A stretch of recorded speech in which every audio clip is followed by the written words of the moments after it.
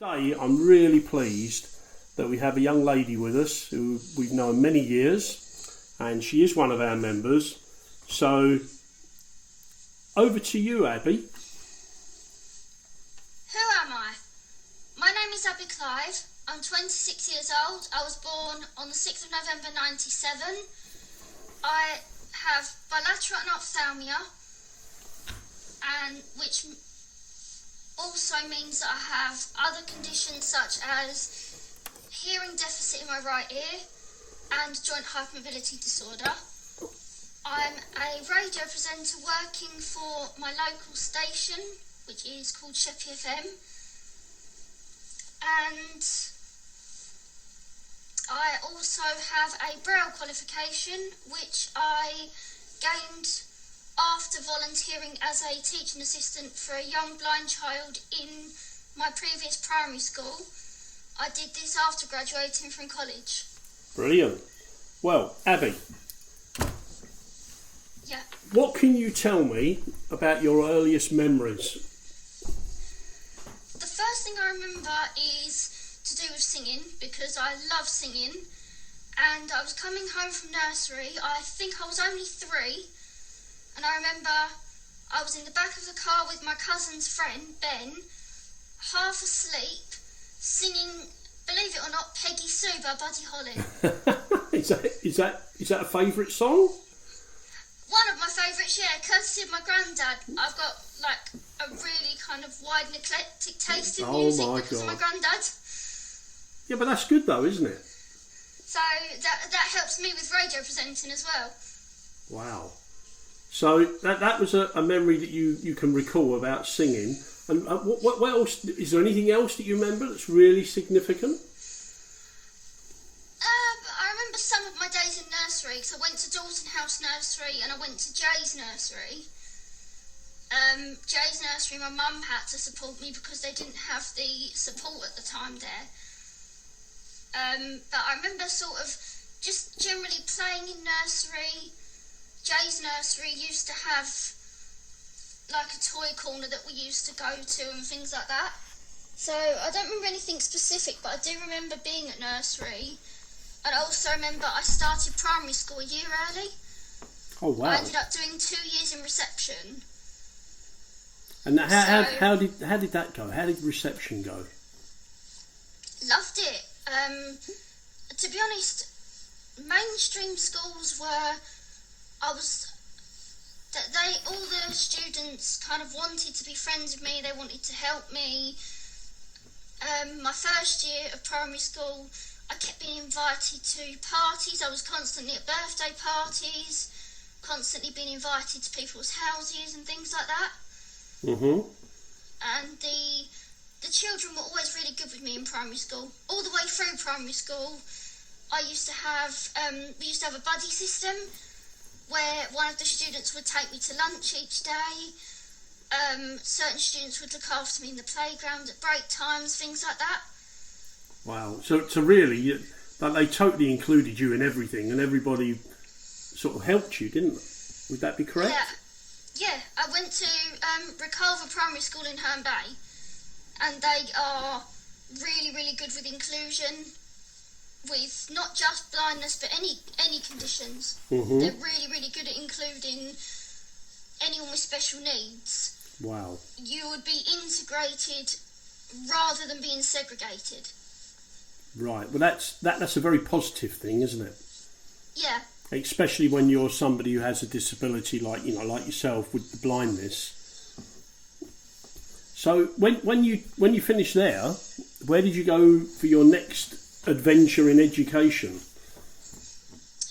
So first I went to secondary school in Canterbury at Archbishop's up until halfway through year 9, and then I spent 2 years at New College Worcester, which is a residential school for the blind. Mm-hmm. So I went there to sort of gain new skills and things, and then after that I went on to do college for 3 years.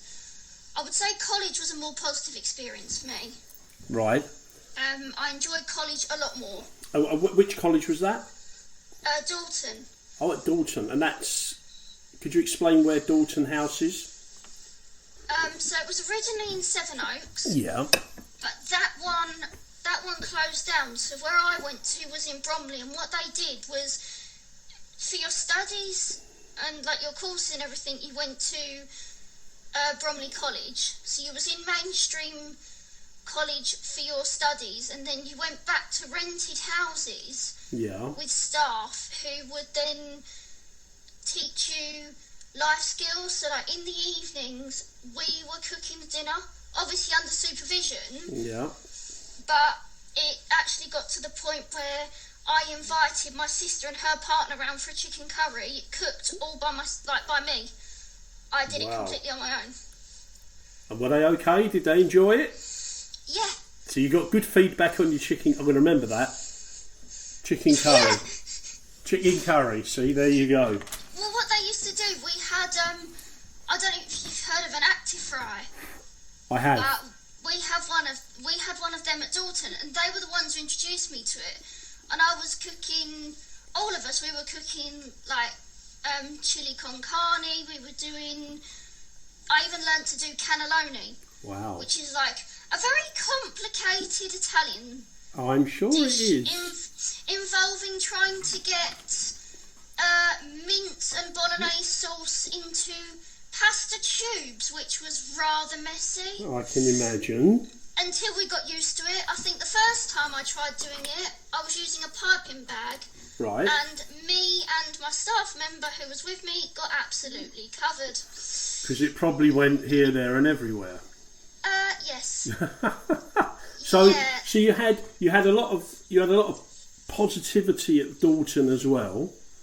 Yeah. Which sort of it helps you, I would imagine, in your life skills. Yes, they did teach me. They taught me a lot. Right. They did teach me, and when we stayed there weekends as well, we did weekend activities which involved like bowling, cinema, stuff like that. Wow. But we were in charge of organising what activities we wanted to do. Ah, so like one time I actually organised a trip, like a day trip to Chesington for all of us. But it was me who organised it. I organised for us to go and see. Have you heard of Wicked? Wicked? No, the show Wicked. Oh yeah, the show Wicked. Yeah. Yeah, we went to see Wicked in the theatre using Vocalise. Yeah, because Vocalise, for people that don't know, provide audio description for theatre, museums, walks, etc., don't they? It's amazing. Yeah. I think my favourite, because they do the touch tours, and my favourite touch tour's got to be the one for Harry Potter and the Cursed Child. Do you know what? That was amazing. I agree with you there. We took Toby, and the fact that the cast came out, and you got to meet the cast, and the touch tour was incredible. Incredible. I 100% agree with you on that. 100%. I would quite happily go again. I would go to that show again. It was tiring because we did it where you saw the two shows in one day. Oh, wow. So, yeah, so we had you do the part one in the afternoon, break for about 2.5 hours to get dinner and everything, and then part two is in the evening. It's exhausting, but it's worth it. Just make sure you're not doing anything the next morning. Just make sure that you keep the next day free so you can just sleep. I know. Honestly, Exactly. it's worth it. I know exactly what you mean. It was a very long day to see two shows. So you organised those things. So when you finished with Dalton House, what path did you take then? So I moved back home with my parents permanently after that. Yeah. And they're still stuck with me now. Never mind. But yeah, I moved back home permanently to live with my parents. But I started off, whilst I was at college in my last year, I got in touch with Reculver and asked if they had any other blind students there at that time, and if I could volunteer teaching Braille, because they taught me. Yeah. They obviously knew that I knew what I was talking about, because I didn't have any qualifications at the time, so I couldn't just go to any school because I had no proof. if that makes sense. Like, No, I had no, no proof that I knew what I was doing. Can I ask you a question? Yeah. Did you feel that you felt like you really needed to give back and use your experience to help others? Yes. And I've never been given that opportunity. Like, I hadn't been given that opportunity before because I was always in education. And I graduated in July 2017. Yeah. And I was only 19. So I was quite young. And I felt that I'd been given, especially Reculver had done so much for me over the years, that I felt I wanted to give something back to the school that looked after me as a child. See, that's... Because they had me from the age of 4, because I did reception twice. Mm-hmm.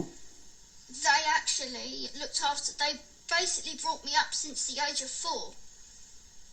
Wow. So really, you by going there and doing that, you're not only doing something for yourself, but more importantly, you're doing something for other people. Yeah, and I felt like they taught me how to read Braille, how to read and write Braille in grades 1 and 2 fluently. I felt that I could use what they taught me to help them teach others. And I got in touch with them, and they did have a young girl called Hallie there, and they very readily offered me an interview to go there and sort of speak to them about DBS checks and stuff like that. And yes, they accepted me. That's brilliant. I worked there for a year, and in that time, I got in touch with the RNIB, who, in case anyone is interested later on in life or whatever, they do a Braille qualification that you can get. So you can do an exam in UEB Braille and actually get a qualification. You get a certificate and everything, so you can take it to, like, you've got physical proof, like written proof of it, and what they do is they give you the certificate in print and in Braille, so you can access it as well. And yeah, I went on to actually become qualified in Braille, so that if any other schools needed help or anyone needed help, I would have physical proof. That's brilliant. That I knew how to. So yeah, I went on to do that. So I now have a qualification in Braille that I can move forward with if needed. That's really good, Abbie. That's really good. So really, what you've done is you've turned I'm just trying to think of the word to explain it, but you've brought together the skill of learning Braille as a young person to be able to now help others with learning Braille because of what you've done yourself. Do you feel proud of doing that? Yes. Yeah, and you should 100%, because that's such a brilliant achievement. So once you worked at Reculver, what was your social life like at that time? Obviously, being a person without sight, what was your social life like? I'm going to be completely honest, not great. Right. Because where I'd spent the best part of 5 years basically only living at home partially, I had no friends back here. Oh. So for a while, I mean, I had a guide communicator, which is guide communicator services provided by the KAB. Mm-hmm. Can you explain who KAB is for me? They are the Kent Association for Blind People. They provide mobility training. They provide all different services. Like I said, the guide communicator service is someone who comes and picks you up. They take you out, so they can help you do shopping, they can help you meet people. And I've got a lady called Sharon, and I'm funded by KCC 10 hours a week. Right. And to be honest, Barry, since having the service, I'm now financially independent, which I never was. Can you lend me a fiver? Yeah, sure. Thank you very much. No problem. But yeah, my mum always Mum, can you go to the cash point while I'm at school? Can you draw money out for me? No, not anymore. In fact, I think a lot of the time, I know my dad certainly doesn't know what goes on with my accounts. I get my mum to check things, but my dad really hasn't got a clue. Abbie, no idea. Abbie, keep it that way. Yes. Now, Definitely. something else I wanted to ask you about was, obviously, you've got prosthetic eyes, being bilateral anophthalmic. Now, how has all the medical treatment gone over the years? Because it can be very traumatic, can't it? It can be. Yeah. As a child, for me, it kind of was, because unfortunately the openings of my eyelids are very, very narrow. Right. So there's more room actually behind the socket than there is in the opening. So I need a bigger eye to go in the socket to fill it. But through a smaller opening. But the eye is actually too big to go in. So, and they used to fit them, like new prosthetics for me when I was little, whilst I was awake. Mm-hmm. For many, many years they did this, and for many, many years, I think the entirety of Moorfields actually knew I was in the building. Does that mean did you scream just a little bit? To the point where I think I actually had other doctors coming in asking what was going on. Because so how has that progressed now? I now get put to sleep. The doctor, the surgeon, Peter, who is sort of used to, he's been sort of looking after me for years, and eventually he turned around to Mum and just went, "We can't keep doing this. She needs to go to sleep, because there's room behind the socket now that we need to fill. We now need to make the eyes a lot bigger, and they're not going to go in all the time she knows about it. So they almost, it sounds awful, but they have to put me to sleep so that they can force it in." Right. It sounds awful, but yeah, they have to put me to sleep so that they can, kind of mess about with it as much as possible, and I don't know anything. Yeah. In relation to having prosthetic eyes, do you feel that going through what you go through is a positive step? Definitely, because I mean, having the prosthetic eyes in obviously still helps. It still helps your face form properly, because you've got some form of eyes in. It's just obviously for me it's more. I have more appointments, if that makes sense, because most people are supposed to just go up there, have it done, whatever. But because I have to have the surgery as well, it's quite a protracted event, isn't it? Yeah, they can't just do it. You have to go into clinic, be seen, have pre-op assessments. So we're up there probably say 2 appointments turns into about 3 or 4. Yeah. Abbie, I'd like to ask you, what advice would you give to parents with a new child who obviously it's a big decision to make? Does your child have prosthetic eyes or not? What advice would you give them?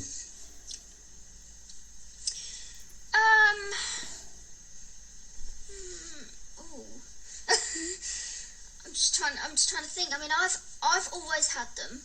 Yeah. And when I asked my parents what because obviously I think it was down to my parents initially for me to have them. And when I asked my parents why, they just said, because if you don't have them, then your facial muscles might not form properly, because there's no eyes in. So there is a there's a positive, there's a physical aspect. Why. Yeah, there is a physical aspect to having them in. Yeah, no, there is. I know but it's down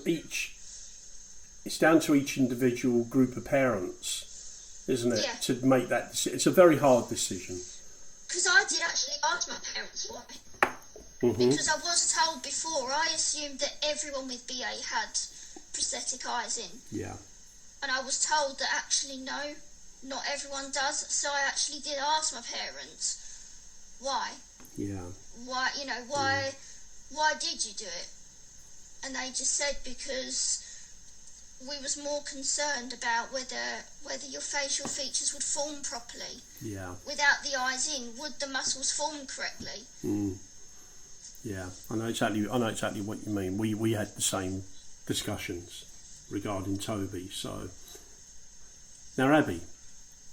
Yeah. So medical treatment just continues for life, doesn't it? It's a continuous thing. Yes. Now, what are you doing now? What are you doing? Okay, so I'm actually a radio presenter. I work for my local community station, Sheppey FM. I've actually been there for 6 years. Wow. And what sort of show do you do? So I've had a few different shows. I now work Friday afternoons, so I only do one a week. But I started off at Thursday afternoons I started off at. Yeah. Then moved to Wednesday afternoons, then Friday mornings, and now Friday afternoons. So I've sort of moved around a little bit. But I actually did get, in my first year there, so I started in December 2017, and in September 2018, I was nominated for Newcomer of the Year award. Wow. So I had Newcomer to go to Sheffield. Yeah. To an awards ceremony where your 5 nominees are shortlisted, Yeah. but only 3 get an award, so 2 of you don't. I was lucky enough to be one of the 3 that did get Newcomer of the Year, and I got the silver. Brilliant. Well done. So yes, and that was within 10 months of being there. So that was a bit of a dream, to be honest. Fantastic. That is such an achievement, isn't it? Yes, so we've now got the certificate for that. Yeah. And I've gone on to improving since. Brilliant. Well, I tell you what, Abbie, you're an inspiration to people. Do you know that? You really are, because what's nice is that, you've been through mainstream education. Yeah? Yeah. You've been through all what children and young people and young adults have to go through, the medical side of bilateral anophthalmia. And you're also a DJ. So really, maybe you should do the podcast and I'll just sit there and you just do it. Because you're more skilled than me. I'm just an amateur. So, I'm sure that's not true. No. But listen, Abbie, is there anything else that you would like to say in relation to being somebody who has bilateral anophthalmia and the fact that you're blind? Is there any message you'd like to put out there to our families and also everybody who will listen to this podcast? I think the biggest thing is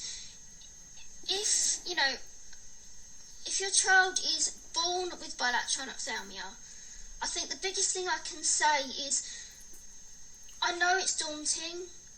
Of course I do. My parents they really didn't know what to do. And they had to have a lot of support knowing how to sort of stimulate a blind baby and things like that. But I think the biggest thing I can say to all of you is, please don't panic. I know it's daunting, and I know your initial thing is going to be, my child's going to miss out. No, they're not. They're absolutely not going to miss out. Yes, things are going to be a bit harder. We're going to have to be stimulated in different ways. For us to sort of get about in the world, a lot of adaptations need to be made. Of course they do. It's not a walk in the park. Blindness is not a walk in the park. I'm not going to tell you it is, because I would be lying. It's not a walk in the park, but it's not impossible. The sky is the limit. Nothing is impossible. It's harder, yes, but not impossible. Please do not think that your child is going to miss out, because I can promise you we don't. we really don't miss out. I have done lots of things, including ice skating and roller skating. So, could you imagine your blind child doing that at this moment? And Abbie, no, probably not. But they can do it. And Abbie, have you driven a car? I have, yes. Twice. I'll let you panic over that thought. Yeah. I think we'll leave it on that one. We'll leave it on that one. But I'll tell you what, you've put a little tear in my eye with that. Oh, bless you. It is true. I mean, my parents were... My mum cried when I was born. I actually asked her. When I was born, she cried. And she just said she's going to miss out on so much. And they've realised I haven't. Yeah. Yes, I need extra help and things because... As well as blindness, I have other physical disabilities that I also have to contend with. Mm-hmm. So, you know, but honestly, they're not going to miss out. Abbie, thank you. That was brilliant. Thank you very, very much. I really, really enjoyed talking to you today. And could I ask one thing? Yeah. If people on our group, BAAM, wanted advice, can they contact you? Yes, Good. absolutely. And they can do that through our Facebook page, can't they? Yes. Brilliant. Well, listen, I'm Abbie. happy to answer any questions. If there's anything anyone needs to know, I'm more than happy to help. Brilliant. Well, listen, thank you so much. And you have a lovely weekend. And if anybody is interested in finding out more about bilateral anophthalmia, please visit our website, which is at www.baam.org.uk, or if you're on Facebook and you have a child who's been born with bilateral anophthalmia, please join us. We're a fantastic group of parents who are all there to do one thing, which is to support each other. So listen, Abbie, thanks again, and that was brilliant. That's all I can say. I'm just going to get a tissue and wipe the